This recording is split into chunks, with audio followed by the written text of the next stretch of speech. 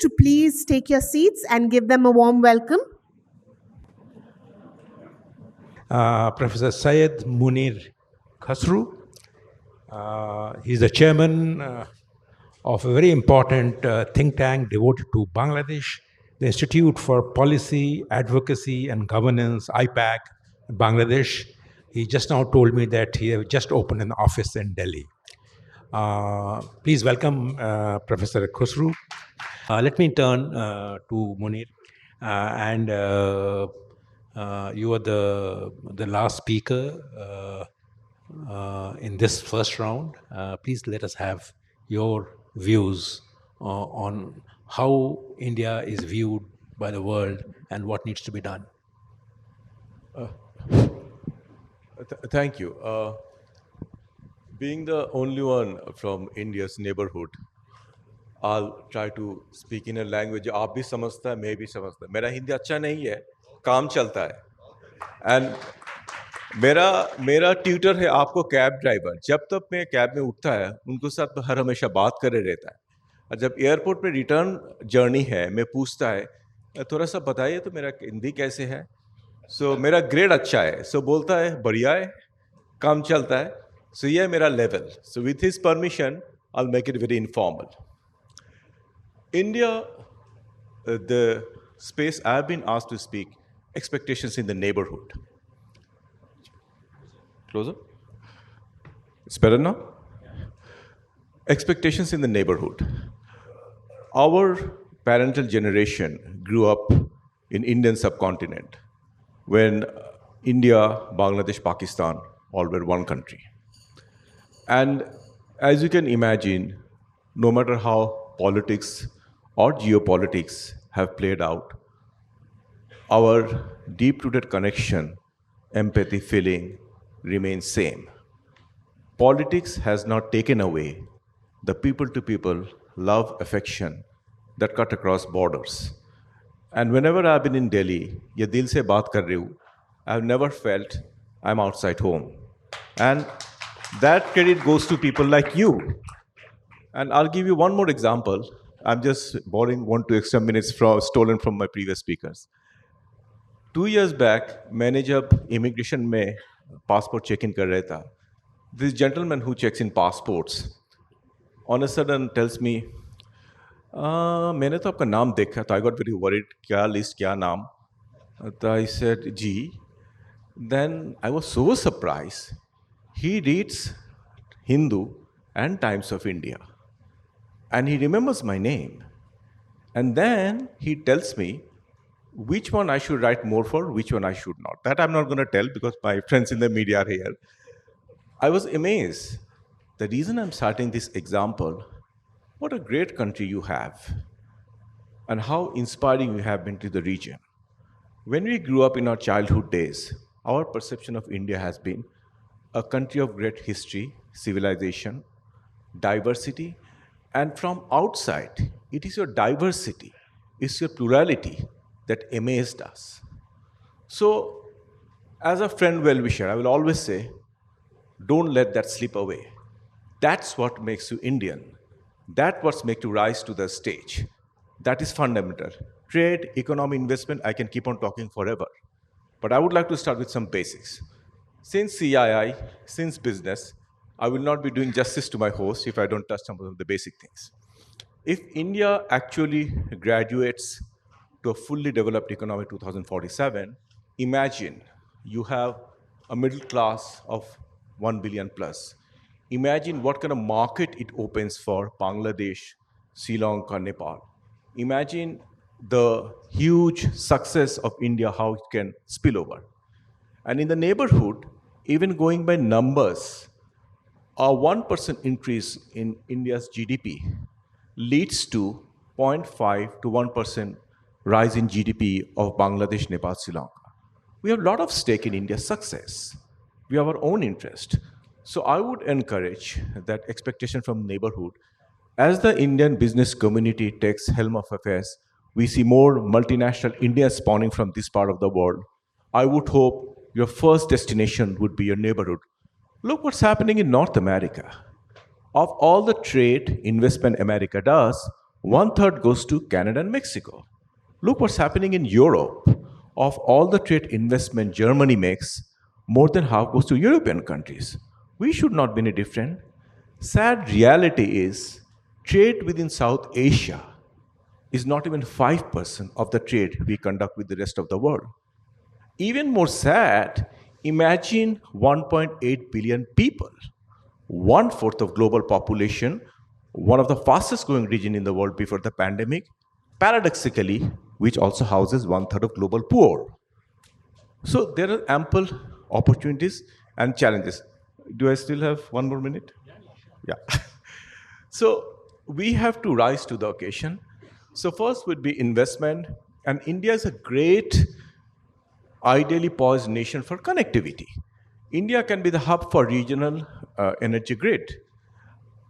Things are happening even as we speak. India is building a hydropower plant in Nepal. There is a lot of transmission lines bringing power from India to Bangladesh. Much more needs to happen. We need to rise on connectivity, road, rail, waterway. There is no reason why such a small region with such dense population can't connect better. Why do goods have to go en route and consumers pay a higher price because of poor connectivity? Third but not the least, more people to people interaction. We still need visas, and we make a lot of hue and cry out of this. So these would be some of the key issues I would like to harp on where we should begin. But of course, in the next couple of rounds with the moderators, as he had very cautioned us ahead of time, he'll have more probing questions. I'm looking forward to that and also engaging with the audience. Thank you so much. Happy to be here. Thank you, Munir bhai. I will change the sequence of the second round. I will start with you, and you made a very, very important intervention, and there are actually not one but two. One is where politics not taking away from the importance of people-to-people contacts. That's number one. And number two, the importance of diversity and plurality.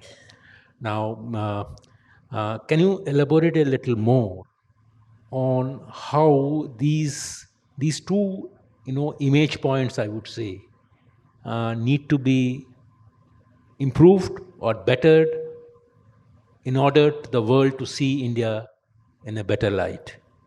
How many minutes do I have now? 3 minutes, 3 to 4 minutes. Yeah. I'll be very frank.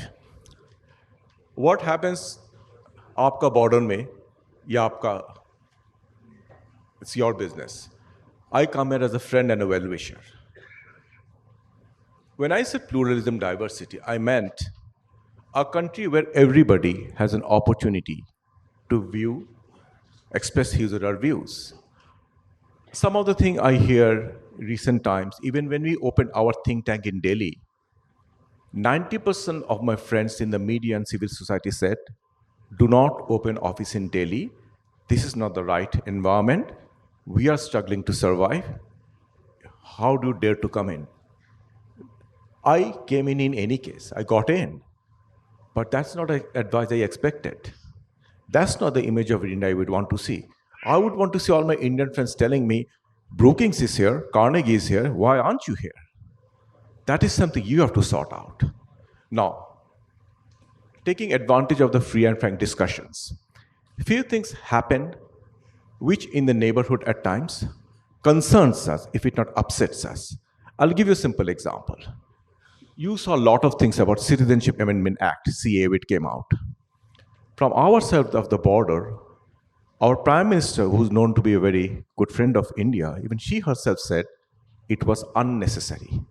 आप neutrally आपको पूछिए, आज बांग्लादेश का parliament, if there was a bill, all persecuted minorities in Bangladesh's neighborhood are welcome to take refuge, except Hindus. How would it sound to you? So, आपका दिल में दुख लगता, मेरा दिल में भी दुख लगता. Why are you pointing me out and making me feel as if being Muslim is something wrong? I'm being very frank. When I come to Delhi, I forget everything because you're so warm, you're so hospitable. So going to justice to the moderator's questions, as you rise to the, I'll be very frank, leader hona chahiye, you must have a big heart. You cannot be a leader without a big heart. बड़ा भाई होना चाहिए, दिल बड़ा होना चाहिए, period. इतना analysis, think tank, discussion कोई जरूरत नहीं है. सच बात, बड़ा होना चाहिए. Start with your heart. प्यार से बात करेंगे, मैं रहूंगी. नहीं करेंगे तो मैं चली जाएगी. And being very frank, Maldives चल गया, नेपाल चल गया, Bangladesh still with you. Don't lose us. हम लोग एक तरफ खून दिया, बांग्लादेश स्वाधीन हुआ. हम लोग का टान बहुत स्ट्रांग है.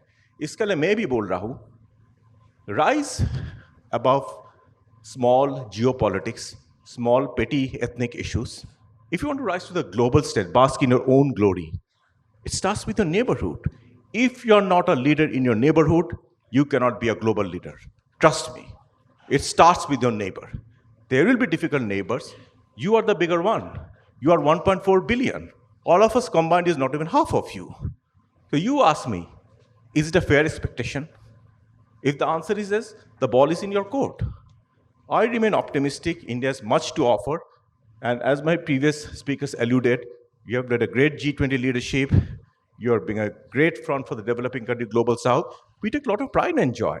And we want to take more pride and joy. Thank you. Thank you. Thank you. Let me, before I come to the audience here, let me do a quick rapid fire session. And the rapid fire session is each of our. There's no hamper. It's all right. There's one thing that each of you think needs to be done to make a material difference on the positive side on the way the world sees India. To the way the world sees India. What is it that you think that should be done? 1 point. Munir. It's tough. I would put it this way, if you're fair, just to make 1 point. I think that goes a little bit to what my colleague, Mr. Raja Mohan had said. You have every legitimate right to feel confident, to feel buoyant, because not only of the size of the population of the great civilization you bring in. My advice as a friend, as a well-wisher would be, use it wisely, and if you are to capture the center stage, be ready. It will involve a lot of painful adjustment, sacrifice. You have to make a choice.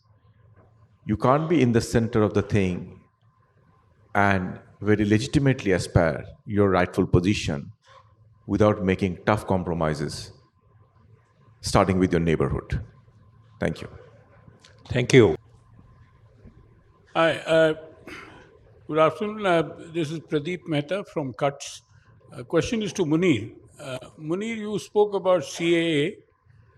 Can I ask you a question?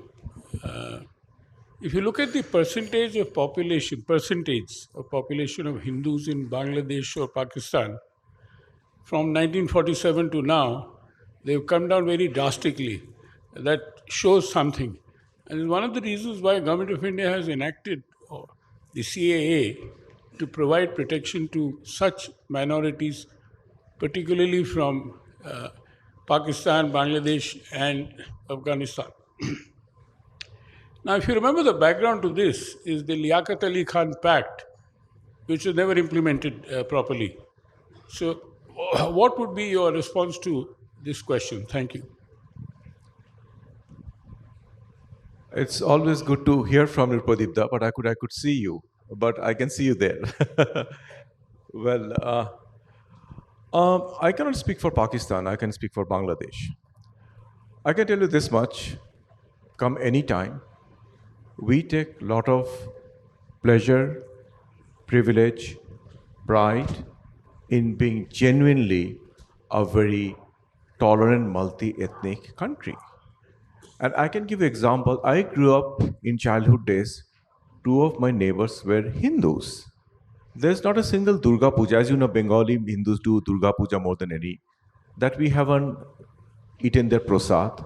There hasn't been a single Eid, even the last Eid, they haven't come to us. So I can tell you this much, that in our country, particularly the current government, there has been zero tolerance for any such thing, any sectarian ugly head up and down. The reason I brought out this thing in my remarks, this is one of those platforms we come and be very honest with each other. I won't do justice to your friendship if I have something inside my heart and something else in my mouth. So I just quoted that particular portion of the Constitution just to get you feel how you would have felt. No other thing. And regarding your allusion to number, again, I cannot speak for Pakistan, but if you ask me, a significant portion of our Hindu population, for whatever reasons, have also significantly invested in real estate and other, particularly in Kolkata side. And I think it's a good sign if they are making some savings and they have that. And you know, during partition, a lot of families got split up. So part of the families are also that side. So if some Hindus are doing financially well and they think they have enough money to also buy house in Salt Lake, I think it's good for Bangladesh, good for India. So I would tend to look at it that way, as opposed to the demographic angle. They are fleeing. No Hindu is fleeing Bangladesh, I can tell you this much. If they have made a conscious choice, there are some generations are out there, they want to, if they're perfect choice, we are not stopping them. So I'm glad you raised it, because that in a way probably may have removed some of the apprehension some people may have the audience.